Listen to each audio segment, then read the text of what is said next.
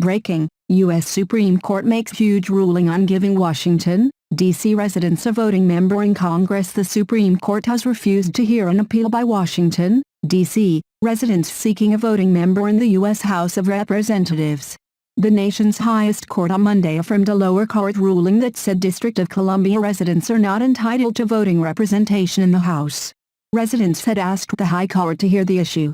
The court's four-sentence order cited a case from 2000 in which the justices said the same thing. Residents of the District of Columbia are the only adult American citizens subject to federal income taxes who lack voting representation in Congress, except for felons in some states, lawyers for the residents wrote in legal papers.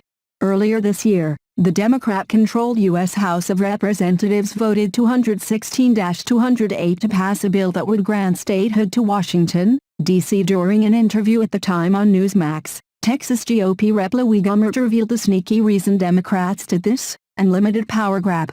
Gohmert said Democrats' push for statehood for D.C. is based on an argument of no taxation without representation. They write, "This should not be taxation without representation," Gohmert said, noting other U.S. territories like Puerto Rico, Guam, and the U.S. Virgin Islands do not pay federal income tax because they do not elect a full voting representative. "When I realized that, I filed a bill that would eliminate federal income tax for people in the District of Columbia," he added to host Carl Higbee. "But even Eleanor Holmes Norton will not sign on to my bill, and no Democrats will." So, Carl, when you hear Democrats say, you either support D.C. being a state or you're for taxation without representation, wrong. The Democrats that do not support my bill, they are for taxation without representation, Gohmert added. "If they were not, they would get on my bill," he said. So the Democrats are supporting taxation without representation, not Republicans, he added. H.R. 51, otherwise known as Washington, D.C. Admission Act, would give the district 2 senators and a voting representative in the House. The new state would be called Washington, Douglas Commonwealth in honor of abolitionist Frederick Douglass. It would exclude federal buildings and monuments, and federal territory would be known as the capital.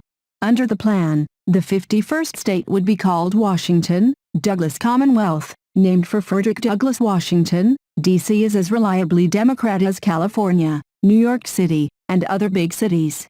Making the nation's capital a state would give the Democrats 2 more Senate seats and 1 more representative in the House. It is about giving the Democrats more power, no matter what they say, to make it sound like a good idea. Here's the good news: it's highly unlikely the bill will ever pass in the Senate. The U.S. Senate is split 50-50. With the legislative filibuster still in place, the statehood bill would require 60 votes in the Senate to advance. Democrats would need to vote with a simple majority, all 50 Senate Democrats plus Kamala Harris breaking the tie as the vice president, to end the filibuster. However, 2 Democrats, Sens. Joe Manchin of West Virginia and Kyrsten Sinema of Arizona, are already on record recently saying they will not support ending the filibuster. An editorial from the Washington Times published in 2019 details why making D.C. the 51st state would be a bad idea. It's nothing more than Democrats looking for a new way to grab more power to help them get more far-left policies and legislation passed in Congress.